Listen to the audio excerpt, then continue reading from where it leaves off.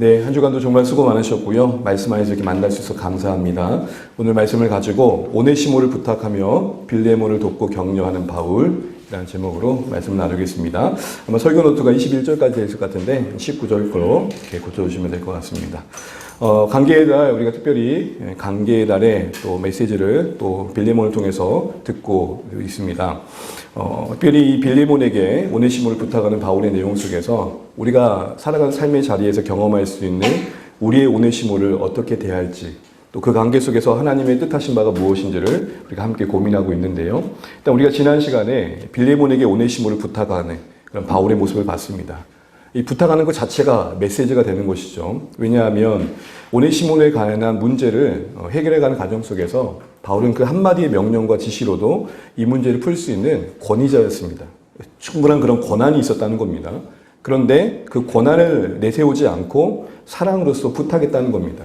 여기서부터 지금 바울이 그 권위를 내려놓고 빌레몬과의 관계 속에서 그 마음을 어루만지고 매만지면서 기꺼이 그 수고를 감당해가는 사랑의 본을 우리에게 보여주고 있는 것이죠. 특별히 오네시모를 대하는 빌레몬의 마음을 배려하고 있었습니다. 여러분 인생 속에 누군가 여러분 뒤통수를 치고 도망갔어요. 세월 속에 잊혀져서 그러니 하고 이제는 괜찮았는데 떡하니 그 사람이 다시 나타났을 때 여러분 어떻겠습니까? 우연이라도 만나고 싶지 않은 사람을 만나게 됐을 때 여러분 마음속에 일어나는 게 뭡니까? 은혜의 불이 아니고 불화죠. 그냥 갑자기 화가 확 일어나기도 하고 또 당황스럽기도 하고. 그런 의미에서 빌레몬에게 오네시모는 쉽지 않은 숙제였습니다. 그 관계의 숙제를 받아들였을 때에 빌레몬이 어땠을까를 이해하고 바울은 그 마음을 존중하면서 대화를 건네고 있는 모습을 우리가 보고 있습니다.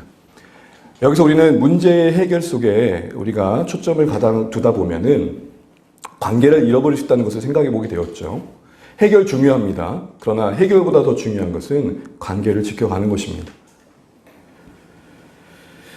또한 빌레몬에서 앞에서 그렇게 자신을 낮춘 바울의 이런 스스로를 낮추는 모습을 보면서 또 이런 생각도 문득 해보게 됩니다.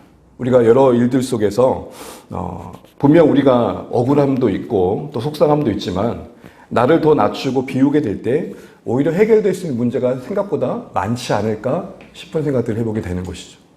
어쩌면 그 문제가 나를 붙들고 있기보다는 내가 그 문제를 붙들고 있을 때가 참 많다라는 것입니다.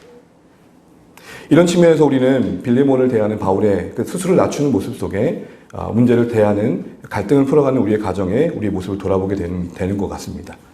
또한 오네시모가 보고만 해서 쓸모 있는 자로 변화된 사실도 언급했었죠. 그러면서 그것만 아니라 바울 그 자신에게 이 오네시모라는 사람이 신복과 같다. 이때 신복은 영어로 하트였죠. 심장이라고 표현할 만큼 참 소중한 사람이라는 사실을 다시 한번 부각시켰던 내용을 봤었습니다. 이는 빌레몬에게 무엇보다도 오네시모가 변화됐다는 사실을 드러내는 것 중에 가장 드러내는 것이 우선된 관심이긴 했습니다. 무슨 말입니까? 빌레몬의 입장에서 오네시모를 대할 때 과거의 오네시모를 너무 생각하지 말라는 겁니다. 우리 사람을 대할 때 우리가 가진 연약함 중에 하나는 과거에 그 사람이 어떠했다라는 생각과 또 이해가 지금의 그 모습이 분명 달라졌음에도 불구하고 앞으로의 기대를 전혀 갖지 못하게 할 때가 참 많죠. 저러다 말겠지. 또한 빌레몬이 이렇게 변화되어진 오네시모를 바른 관점에서 대하도록 돕는 것뿐만 아니라 빌레몬 스스로가 뛰어넘어야 될 장벽과 같은 것들이 있었음을 드러내는 과정이기도 했었습니다. 왜냐하면 오늘 빌레몬에게 오네시모가 이제는 무익한 자가 아니라 쓸모 있는 자가 되었다. 오네시모라는 이름이 쓸모였지 않습니까? 당시 노예에게는 가장 영광스러운 이름이라 할 수 있었겠죠. 주인과 노예의 관계 속에서 노예에게 가장 성공이라 한다면 쓸모 있는 노예가 되는 거잖아요.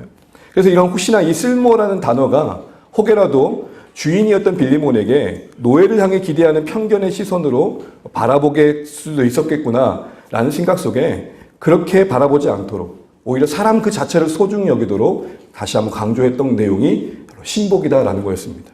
빌레몬도 그 시대의 사람이었고 또 주인의 자리에서 사람들을 대할 때 어떤 쓸모 있냐 없냐라는 나름의 편견과 시선 속에 사람들을 대할 수 있었기 때문에 쓸모라는 말을 듣고 혹여나 바울은 그런 의미의 쓸모가 아니었음에도 불구하고 빌레몬이 혹 자기중심적으로 그렇게 쓸모라는 단어를 이해해서 오네시모를 대할까라는 우려 속에 진짜 사람을 보는 관점이 무엇인지를 이야기했던 것이죠. 그것은 뭐였습니까? 쓸모라는 개념을 뛰어넘어서 사람은 그 자체가 소중히 여겨져야 됩니다.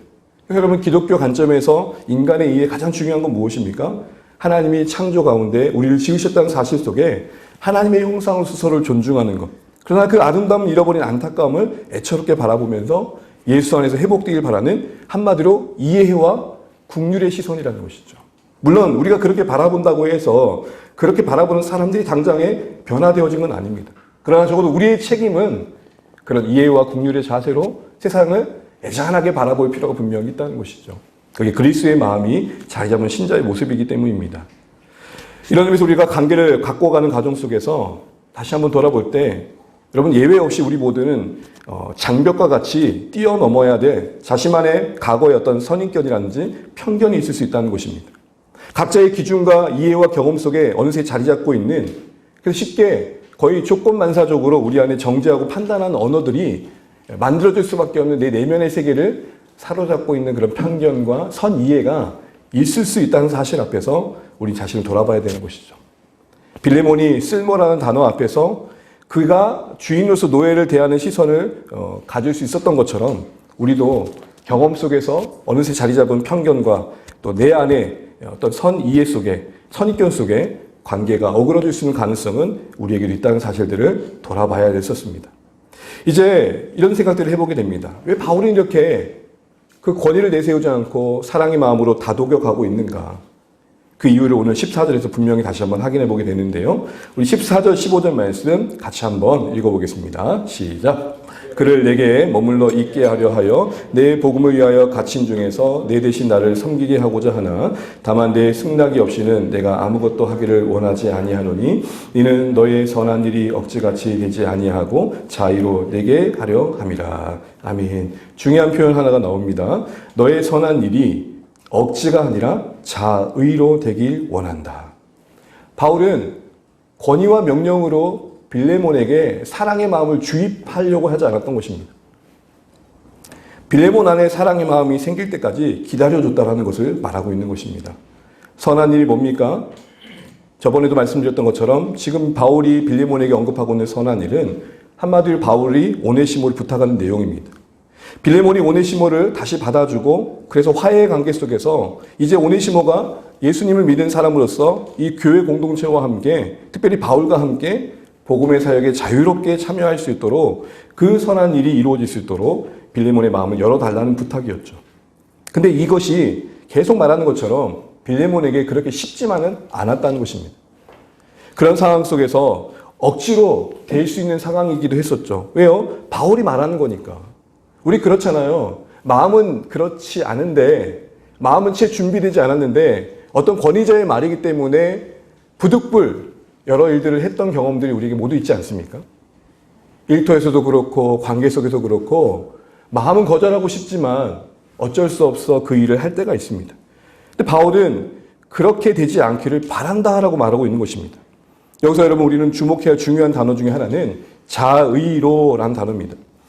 헬라어로는 헤쿠시오스라는 건데 바꿔 말하면 자발적이란 말입니다. 그냥 단순한 자발이 아니라 은혜 안에서 축복 가운데 만들어진 무르익은 마음이라는 것을 우리는 주목해야 됩니다. 이걸 이해하기 위해서 우리가 오늘 새벽에 살펴보고 있는 고린도후서 말씀도 좀 기억해 볼 필요가 있는데요. 바로 거기서 그런 표현을 담고 있기 때문입니다. 우리 고린도후서 9장 6절에서 8절 말씀 읽으면서 이 자의로라는 단어의 의미를 좀 더 생각해 보겠습니다. 같이 한번 읽어볼까요? 이것이 곧 적게 심는 자는 적게 거두고 많이 심는 자는 많이 거둔다 하는 말이로다. 각각 그 마음에 정한 대로 할 것이요 인색함으로나 억지로 하지 말지니 하나님은 즐겨내는 자를 사랑하시느니라. 하나님이 능히 모든 은혜를 너희에게 넘치게 하시나니. 잘 아시는 것처럼 고린도후서 9장은 예루살렘 교회의 가난한 성도를 돕는 구제 헌금을 고린도 교회가 부탁받은 상황 속에서 바울이 그 연보와 구제 헌금에 참여하는 성도의 자세가 어떠해야 되는지에 대한 나눔 속에서 나온 구절입니다. 그런데 여러분 이 말씀을 보게 되면 6절에 적게 심은 자는 적게 거두고 많이 심은 자는 많이 거둔다는 말을 주목해 보십시오. 많은 성도님들은 아마 이 말씀을 이렇게 들었을 겁니다. 헌금을 많이 하면 더 많은 복을 받고요. 헌금을 적게 하면은 덜 받습니다. 이런 식으로 아마 이해할 때가 있을 것입니다. 그런데 여러분, 이 말씀은 그런 의미가 결코 아닙니다. 맥락상에서도 그렇고 이 구절의 단어 자체도 그렇습니다. 한마디로 이 구절은 사실은 번역이 조금 더 바뀌었으면 하는 생각들을 해보게 됩니다. 왜냐하면 이 만이라는 말은 헬라어로는 축복이라는 단어거든요. 그러니까 이런 의미입니다. 축복을 심는 자는 더 많은 축복을 받게 될 것입니다. 라는 것이죠. 물질적인 헌금의 어떤 돈의 액수와 그로 인한 양의 개념이 아니라 그것을 뛰어넘는 부유함을 말하는 것입니다. 여러분, 많은 것들을 들여서 얻어지는 그런 보람도 있겠지만 작지만 그 물질의 양을 뛰어넘는 더 큰 만족과 기쁨이 있잖아요. 영적인 영역인 거죠. 바로 그런 얘기를 하는 것입니다. 그래서 축복을 심은 자는 축복을 거둔다는 말 속에 지금 나와 있는 단어인 거죠. 그래서 많이 심는 자라는 말은 뭐냐면 축복받은 심령을 말합니다. 근데 그 심령을 뭐라고 말합니까? 7절에서는 즐겨 내는 자라고 말합니다. 그리고 그것은 결국 하나님의 은혜가 그 심령의 넘침의 결과임을 말합니다. 이런 맥락에서 오늘 다시 돌아와서 빌레몬서에 바울이 빌레몬에게 말하는 자의란 단어도 바로 그런 개념인 것입니다. 축복받은 마음, 은혜 가운데 준비되어진 마음을 말하는 것입니다. 여러분, 도저히 감당할 수 없는 어떤 사람을 용납하고 받아들인다는 것이 어떤 신앙적인 규범과 행위와 명분으로만 강요되어서 될 일이냐 할 때 그렇지 않다는 것입니다. 여러분, 그리스도인들에게 가장 중요한 덕목 중에 하나는 용서입니다. 그렇지 않습니까? 그래 여러분, 너는 그리스도이니까 네가 먼저 용서해 라는 말은 정당할까요?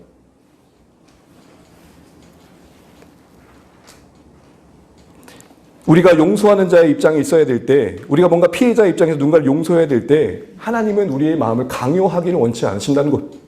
우리의 마음이 먼저 하나님과의 관계 속에서 회복되어지고 치유되어지고 내가 그 상황을 헤아릴 수 있는 마음이 넉넉해지고 그 사람을 긍휼히 여길 수 있는 마음이 공급되어지는 과정 속에서 자연스럽게 일어나는 건 자유가 용서인 거지, 마땅한 의무로만 용서를 바라보는 것은 하나님이 우리에게 말씀하신 바가 아니라는 것입니다. 만약에 그것이 만약 규범과 행위로만 강요되어진 결과로 용서를 한다면 어떻게 될까요?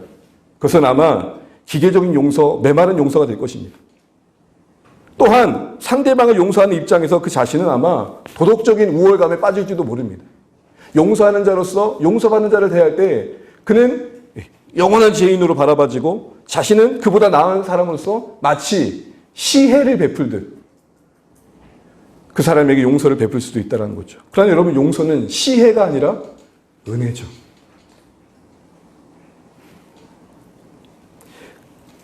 인격적인 동의로 준비된 사랑만이 온전한 그 사랑의 능력을 발휘할 수 있다는 사실을 바울은 알았기 때문에 빌레몬에게 그 자신의 권위를 내세워 빌레몬, 오네시모를 좀 용서하라고, 좀 순종해봐, 믿음 좀 보여보라고 이렇게 말하지 않았던 것입니다. 빌레몬의 마음에 은혜가 필요함을 알았습니다. 빌레몬의 마음이 하나님의 축복 가운데 거할 때 그가 그 선한 일을 할 수 있다는 사실을 이해하고 있습니다. 여러분, 이것은 우리의 신앙 안에서 우리 자신과 서로를 이해할 때도 참 중요한 개념이 아닐까 싶습니다. 물론 우리가 우리 자신을 부인하는 것이 신앙의 또한 중요한 부분이긴 합니다. 그러나 우리 안에 억지로 하는 것들만 쌓여가다 보면 우리 신앙은 우리를 괴롭히는 짐이 될 것입니다. 신앙이 짐이 되는 것은 안타까운 거죠. 우리의 요구되는 헌신도 그 안에 우리를 축복하시는 하나님의 계획하심이 있기 때문에, 다만 헌신이 곤욕스러운 짐이 되어가고 있는 것은 어쩌면 우리가 자의로 그 일에 참여하기를 기다리고 계시고 원하시는 하나님의 일하심에 대해서는 전혀 모르고 있는 부분들을 아닌가 생각들을 해보게 되는 것입니다. 용서는, 그런 의미에서 지금 바울이 빌레몬에게 요구되는 용납은 하나님의 그 빌레몬의 마음을 치유하는 가정 속에서 무르익어진 풍성한 마음 속에 품어질 수 있는 자유로움이었던 것이죠. 그런 의미에서 바울은 그에게 자유로운 마음이 만들어질 수 있도록 그 마음에 필요한 은혜를 준비할 수 있도록 돕고 있는 권면들을 이제 오늘 우리가 읽은 본문에서부터 이어가고 있는 걸 보게 됩니다. 네가 자의로 오네시모를 품을 때까지 난 기다릴게. 기다리고만 있는 것이 아니라 그 기다림 가운데 그 빌레몬의 마음이 충분히 말씀의 빛 아래서 그 자신의 현실을 헤아리고, 그리고 지금 떡하니 숙제와 같이 눈앞에 서 있는 오네시모를 넉넉히 품을 수 있도록 그 마음을 넓혀주고 그 마음의 깊이를 더해주는 신령한 지식을 그에게 나눔으로써 돕고 있는 것들을 보게 됩니다. 첫 번째로 그에게 나눠주는 도움은 무엇입니까? 함께 계속하시면 따라해 주시겠습니다. 하나님의 섭리의 관점. 시작. 하나님의 섭리의 관점. 빌레몬에게 하나님의 섭리의 관점으로 빌레몬 그 자신이 겪고 있는 일들을 재해석하도록 돕습니다. 그래서 그 결과로 빌레몬의 마음이 넓어지도록 돕고 있는 것을 보게 됩니다. 15절 말씀 같이 한번 읽어보겠습니다. 15절입니다. 시작. 아마 그가 잠시 떠나게 된 것은 너로 하여금 그를 영원히 두게 함이리니. 공동번역도 이해를 돕기 위해서 같이 한번 더 읽어볼게요. 공동번역은 기독교와 개신교와 천주교 같이 번역한 거다 보니까 하나님을 여기서 하느님으로 했습니다. 같이 한번 읽어보겠습니다. 그가 잠시 동안 그대에게서 떨어져 있던 것은 아마 그를 영원히 그대의 사람으로 만드시려는 하느님의 섭리인지도 모릅니다. 여러분 여기서 어떤 단어가 나옵니까? 섭리라는 단어가 나옵니다. 바울은 지금 빌레몬에게 오네시모가 해를 가하고 도망간 그 과거의 사건을 하나님의 섭리 아래서 바라보도록 돕고 있습니다. 어떤 사건을 어떤 관점으로 보느냐는 참 중요한 결과를 만들어내죠. 그 섭리의 감정으로 보도록 몇 가지 단어를 번역시키는데 일단 빌레몬에게서 종이었던 오네시모는 물질에 해를 가하고 도망갔던 거지 떠난 건 아니잖아요. 근데 뭐라고 표현합니까? 잠시 뭐라고 그래요? 분명한 팩트는 뭐예요? 도망간 거예요. 그런데 여러분 특별히 떠났다라는 말은 오네시모가 떠났다는 말이 아니에요. 이 떠났다는 말은 시제상 그 문법상 신적 수도트인데 떠나게 되었다라는 의미입니다. 무슨 말이죠? 이 도망갔던 사건이 오네시모 자신의 가오인 건 맞지만 사실은 그것은 크게 보면 하나님의 섭리 아래서 이루어진 사실들을 바울이 이런 표현을 통해 담아내고 있는 것이죠. 오네시모에게는 잘못이 없다, 책임이 없다 이런 말을 하는 게 아니라 그의 가오 때문에 떠났지만 하나님은 그의 약함을 선용하셔서 결국 그것이 도망가는 것이 아닌 잠시 떠난 것이 되도록 만드셨다 이 얘기를 하는 것입니다. 그 악함을 선용하셔서 종으로 만났던 오네시모를 변화시키는 기회를 만드셨고 이제는 종이었던 오네시모가 예수 안에서 빌레몬과 한 형제가 되는 놀라운 결과를 만드는 이 일들을 지금 바울은 상기시켜주고 있는 것입니다. 특별히 섭리적 측면에서 뭘 또 강조하냐면 16절 하반절에 우리 읽지 않았지만 빌레몬에게 이렇게 말합니다. 나에게도 이렇게 소중한데 빌레몬아 너에게는 육신과 주 안에서 상관된 관계이기에 얼마나 더 소중하겠니? 라는 말입니다. 무슨 말이죠? 몰랐던 관계가 아니라 주인과 노예의 관계에 만남이 있었기 때문에 그 만남 속에서 이루어진 일들이라는 측면에서 더 의미 있지 않겠니? 라는 것입니다. 아예 몰랐던 사람이 아니라 알고 있던 사람들 속에서 하나님의 사람으로 변화된 일들을 나누고 있다는 측면에서 빌레몬에게서는 더 큰 의미 있는 사건이라는 것이죠. 우리 그렇지 않습니까? 전혀 모르는 사람이 복음을 듣고 주님께로 돌아온 것도 참 감사하지만 내 주변에서 나와 함께 일터에서 일을 하고 함께 이웃으로 지냈고 또 친구로 지냈던 사람들이 오늘 나를 통해 아니면 또 가까운 사람을 통해서 그리스도 안에서 변화되어져서 하나님의 자녀가 될 때에 그 사건은 우리에게 좀 더 특별한 의미가 될 것입니다. 바로 그런 이야기를 하는 것이죠. 결국 어쩌면 오네시모가 빌레몬의 노예가 아니었으면 만날 수 없었던 사건이라는 점에서의 섭리의 신비로움을 담아내고 있는 것입니다. 저와 여러분이 만났기 때문에 앞으로 하나님께서 담아내실 선하심을 그래서 기도해 보게 됩니다. 저와 여러분이 만난 관계 속에서 또 생각하지도 못했던 하나님의 섭리의 일하심들을 그래서 소망해 보게 되는 것이죠. 그런데 더 주목해 볼 것은 여러분 이겁니다. 떠나게 된 것은 결국 잠시라는 시간의 개념으로 표현하고 있고 그 결과로 그가 형제된 그 사실은 영원이라는 시간의 관점으로 담아내고 있습니다. 이건 뭘 말할까요? 결국 이 하나님의 섭리의 관점으로 빌레몬에게 오네시모의 사건을 바라보도록 했던 것에 궁극적인 유익을 말해주는 것입니다. 그게 뭘까요? 하나님의 섭리, 그 뜻은 하나님께서 모든 것을 다스리시고 주관하셔서 선하게 만들어 가신다는 이 사실들, 이 하나님의 다스리심 속에서 우리 인생 속에서 겪는 온갖 것들이 헤아려지는 은혜가 있게 된다는 것입니다.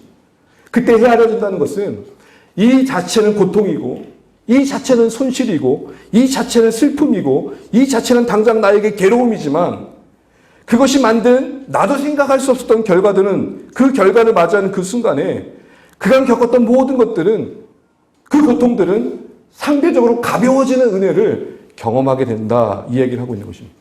이제도 말씀드렸던 것처럼 그렇게 지금 끝나지 않을 것 같던 일들이 잠시가 되게 하신 은혜를 섭리 아래서 경험하게 될 것을 지금 기대하게 하는 것입니다.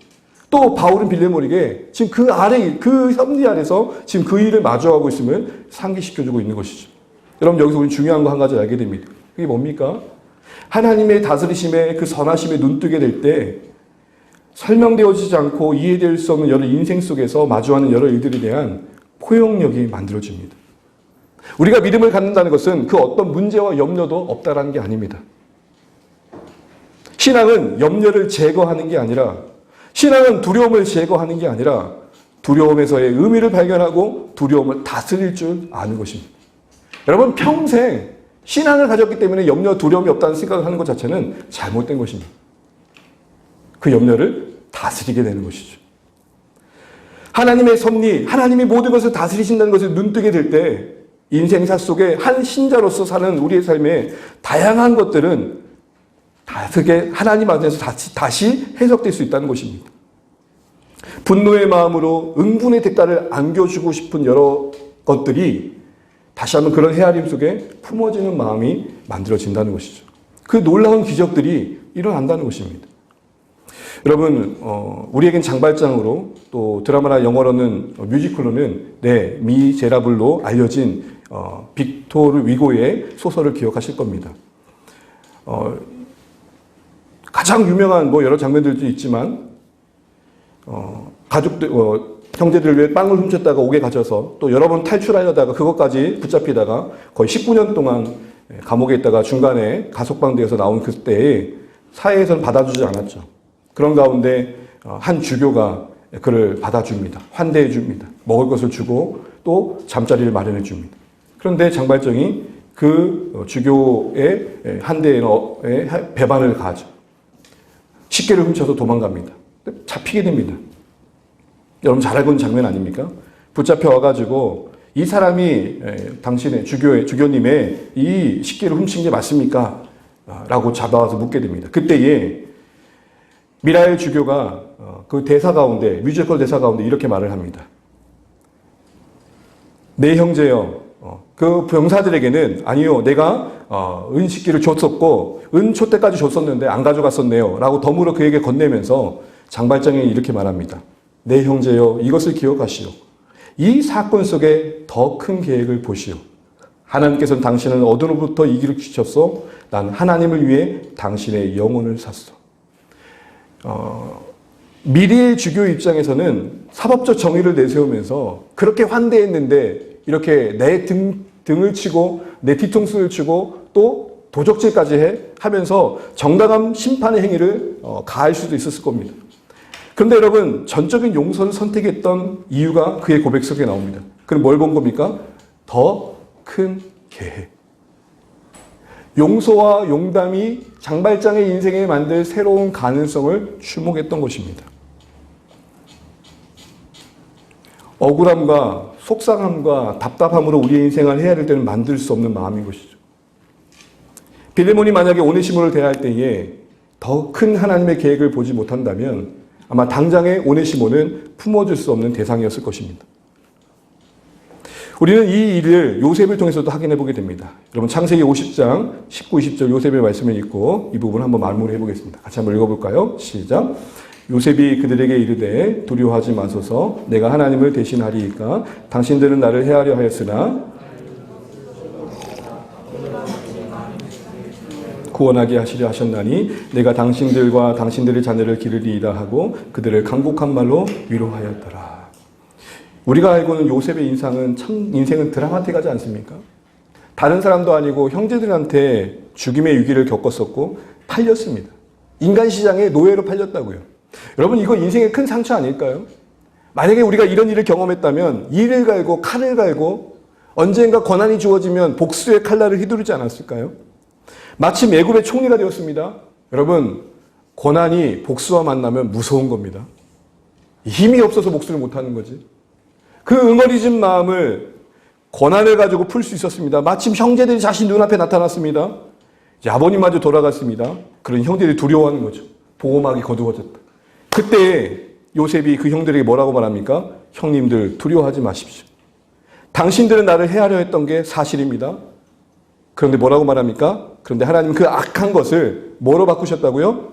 선으로 바꾸셔서 형님과 제가 생각할 수 없었던 이스라엘 백성을 구원하시는 일들을 이루신 것입니다.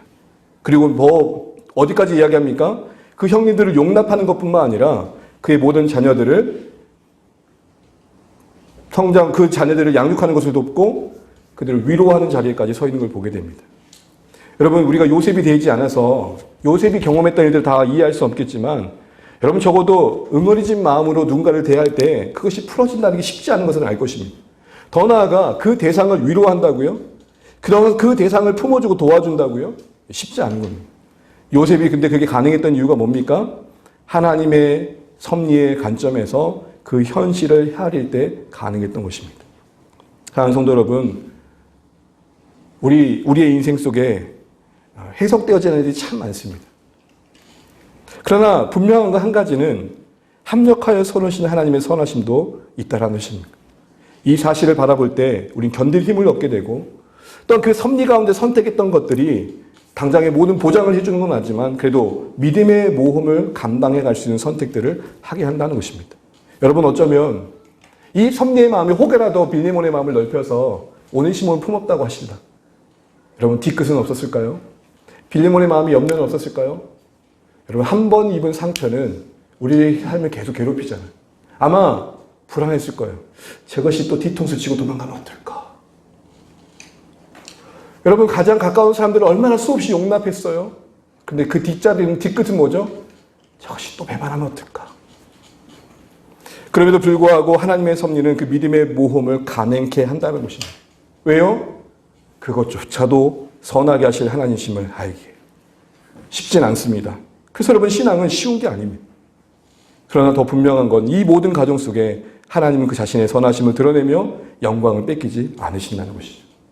여러분 빌레몬의 마음을 넓히기 위해서 바울은 그 당한 현실을 하나님의 섭리의 관점에서 해야 되게 됩니다. 우리의 의지가 넓힐 수 있는 마음은 어디까지일까요? 내가 용서할 게가 어디까지 넓힐 수 있을까요? 그러나 하나님의 시선은 우리의 의지가 만들 수 있는 폭보다 더한 것을 만들어내실 것입니다.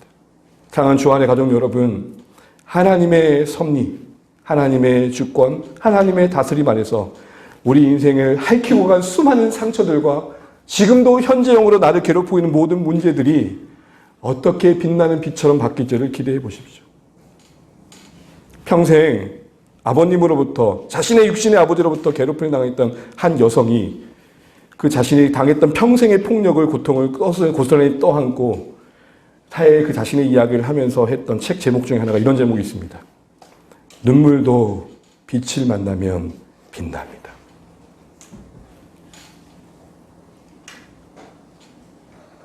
눈물로 대변되어지는 우리 인생의 억울함과 속상함과 안타까움과 신앙이 있어서 별 소용없어 보이는 지금도 나를 짓누르고 있는 모든 것들이 하나님의 섭리의 빛 아래서 다시 한번 의미의 빛으로 우리에게 와닿고 소망의 빛으로 바라볼 수 있는 그런 자리에 우리를 세워준다는 사실들을 다시 한번 기억하면 좋겠습니다. 다시 한번 우리가 합력하여 선을 신 하나님, 바꾸실 하나님에 대한 신뢰의 관점 속에서 우리를 힘주시고 우리에게 믿음의 모험을 강력히 하실 것들을 바라보면서 소망 중에 나아갈 수 있는 우리 모두 되시기를 주의 이름으로 축복합니다. 두 번째로는 바울이 이 빌레몬의 마음을 격려하기 위해서 진실을 드러내주고 책임 있는 자세를 보여준 걸 보게 됩니다. 우리 18절, 19절 상반절 같이 한번 읽어보겠습니다. 시작. 그가 만일 내게 불의를 하였거니와 내게 빚진 것이 있으면 그것을 내 앞으로 계산하라. 나 바울이 친필로 쓰노니 내가 갚으려니와. 여기서 갚다라는 말은 배상한다, 손해를 지불하다라는 뜻입니다. 오네시모가 빌레몬에게 친 손해가 사실대로 지금 인정되고 있습니다. 여러분, 관계를 회복하기 가장 중요한 것은 인정입니다. 아니요, 더 중요한 것은 정직한 인정입니다. 여러분, 우리는 잘못을 하기 때문에 내가 가해자가 될 때도 있고 또 누군가의 잘못에 내가 피해자가 될 때도 있습니다. 고정된 관계는 아니죠. 그런데 여러분, 가해자든 피해자든 어떤 심리가 있습니까? 가해자는 그 사실을 뭐 하려고 그러죠? 최대한 축소하려고 그래요. 하준이 이렇게 말해요. 아빠가 여기를 쳤다고. 저는 그렇게 말해요. 어디를 만져줬다고. 피해자는요? 피해자는 분명 어디를 만져줬는데 어떻게 해요? 두들겨 팼다고.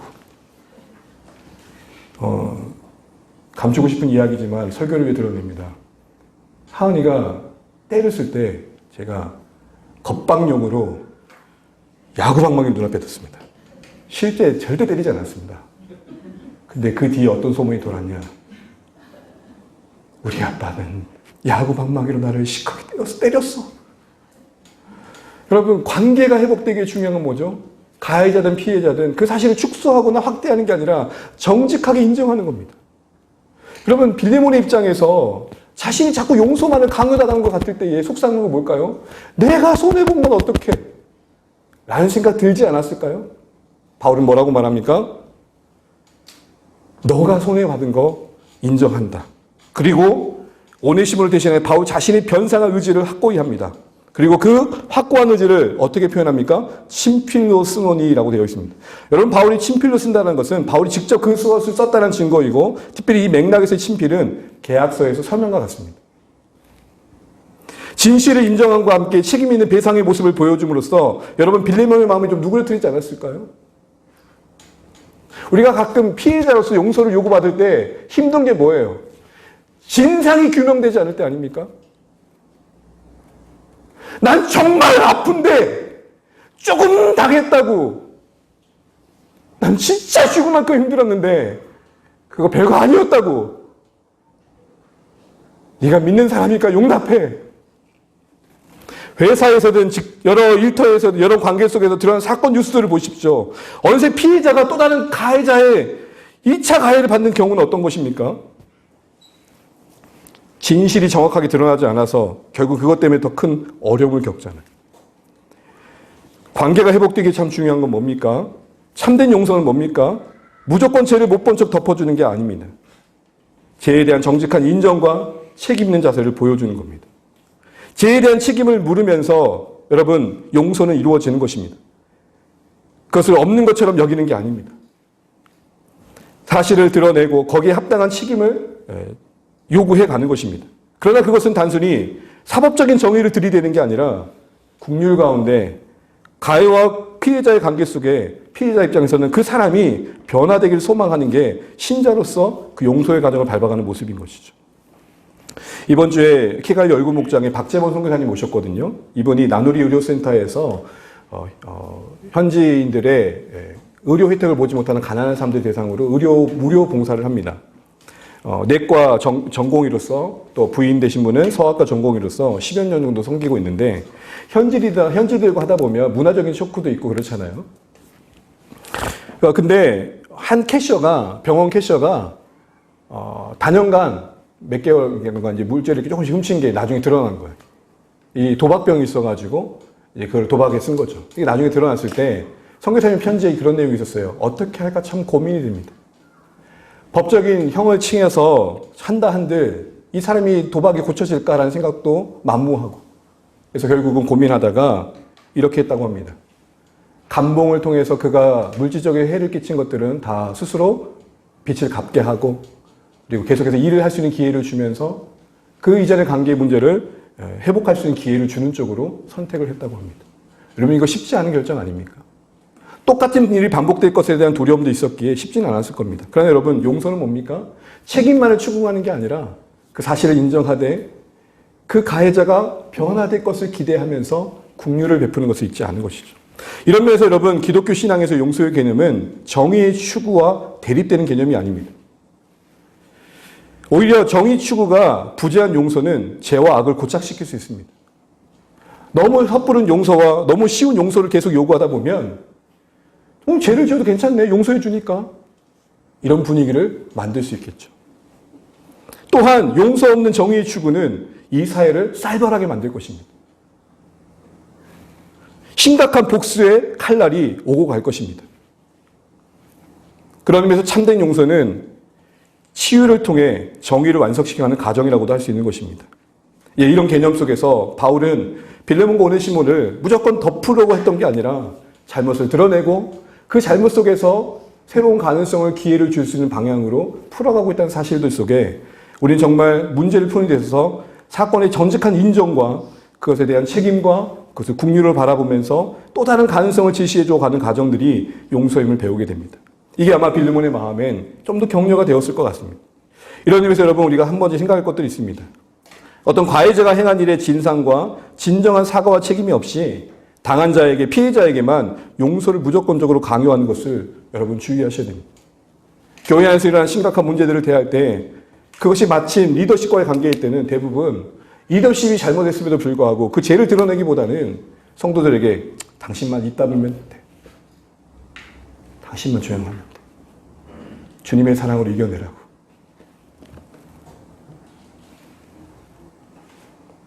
사랑하는 성도 여러분, 진짜 용서는 잘못이 드러나는 겁니다. 그러나 그 드러냄은 그를 추궁하여 수치를 끼쳐 멸망케 하는 게 아니라 그것을 드러내야 살기 때문입니다. 그런데 여러분, 진짜 용서는 죄를 덮는 게 아니라 죄에서의 진정한 해방을 경험하게 도와주는 것이죠.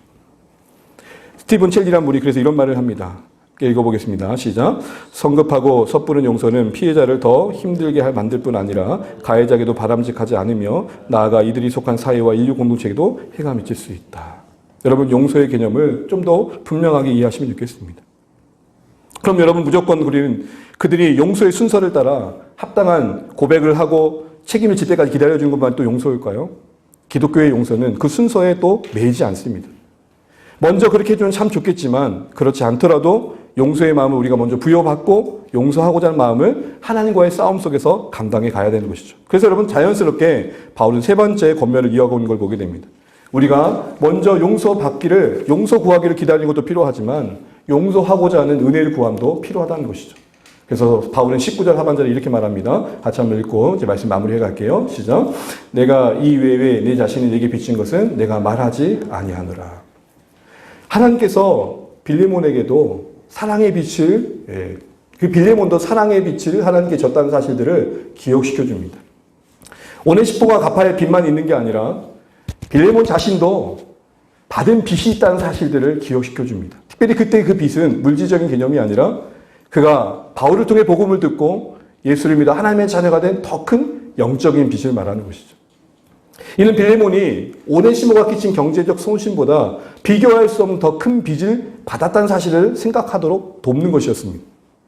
여기서 우리는 중요한 걸 알게 됩니다. 받은 은혜의 깊이만큼 나눌 게 있다는 것입니다.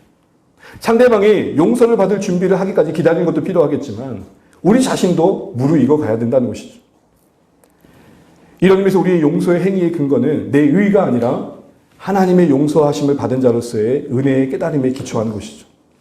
하나님께 받은 용서와 다른 사람을 베푼 용납과 용서는 함께 간다는 것입니다. 그래서 에베소 4장 32절 이렇게 말합니다. 서로 친절하게 하며 불쌍히 여기며 서로 용서하기를 하나님이 그리스도 안에서 너희를 용서하신 것 같이 하라.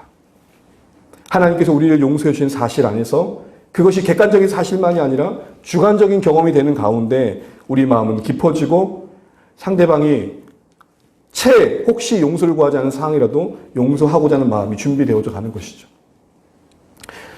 그런데 여러분, 우리의 현실은 어떻습니까?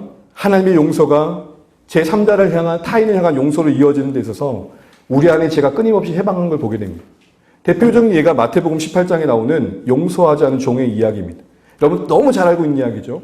왕으로부터 한 종이 도저히 갚을 수 없는 일반 달란트를 용서받습니다. 그런데 100데나리온을 빚을 진 또 다른 사람에게 그 종은 그 은혜를 베풀지 않죠.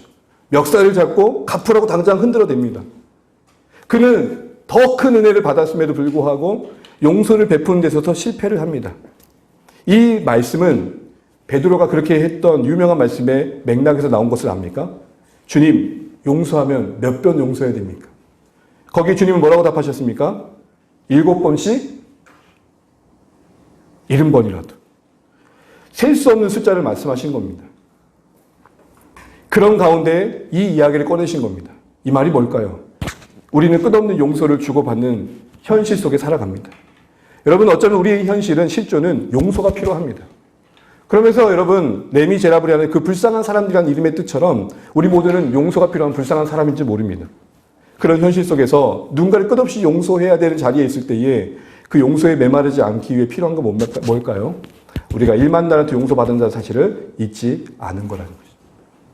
그런 의미에서 팀 켈러 목사님의 나눔 속에서 결과를 보게 됩니다. 우리 같이 이걸 한번 읽어보겠습니다. 시작. 용서는 더 열심히 애써도 되는 것도 아니고 관계에 유익하거나 내게 득이 된다고 우겨서 되는 것도 아니다.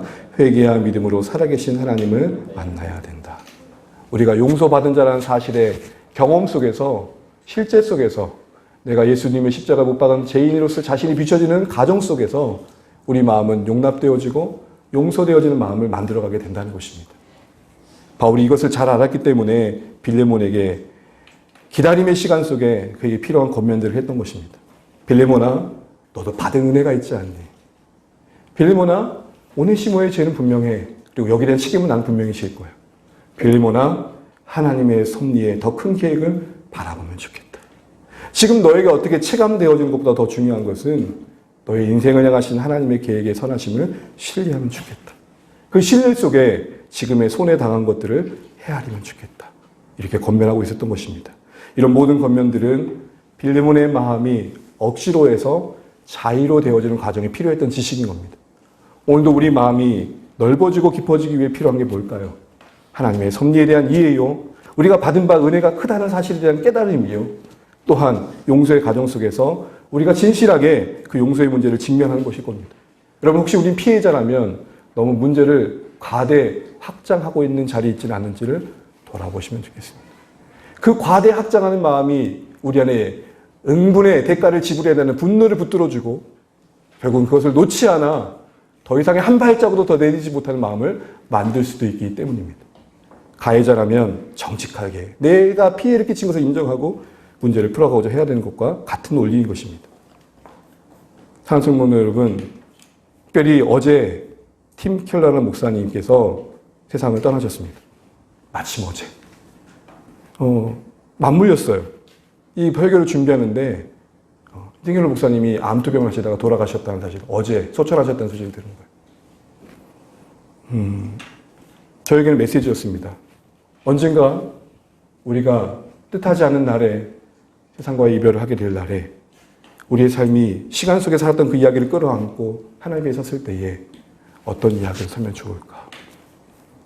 바라기는 빌레몬이 자의로 오네시모를 받아들이는 그 가정들 속에 그가 하나님의 사람으로서 성숙해가는 여정들이 있었던 것처럼 끝없이 우리는 누군가를 용서해 줘야 되며 또 용서를 받아야 될 자리에 있다는 사실을 인정하면서 하나님의 은혜 아래서 더 누군가를 품어줄 줄 알고 하나님의 섭리 아래서 그 아픔의 현실을 끌어안을 줄 알면서 더 멋져진 모습들로 빚어져가는 하루하루가 되시면 좋겠습니다. 그리고 언젠가 우리가 이 세상과 이별할 때에 남기고 간 이야기들이 아름다운 이야기들이 되면 좋겠습니다. 그런 마음을 가지고 오늘 이 말씀을 또 나누게 됩니다. 사랑하는 성도 여러분, 다시 한번 자의로 마음이 만들어질 때까지 기다려주고 끝없는 권면하고는 바울의 모습에서 우리의 신앙의 현실을 다시 한번 돌아보게 됩니다. 하나님의 은혜를 더 구하시고 하나님의 섭리 아래서 바라보도록 애쓰시는 가운데 준비되어지고 무르익어진 마음으로 우리의 신앙의 현실이 하나님과 동행하는 걸음들이 한 걸음 한 걸음 더 많아지시기를 오늘의 말씀에 근거하여 축복합니다.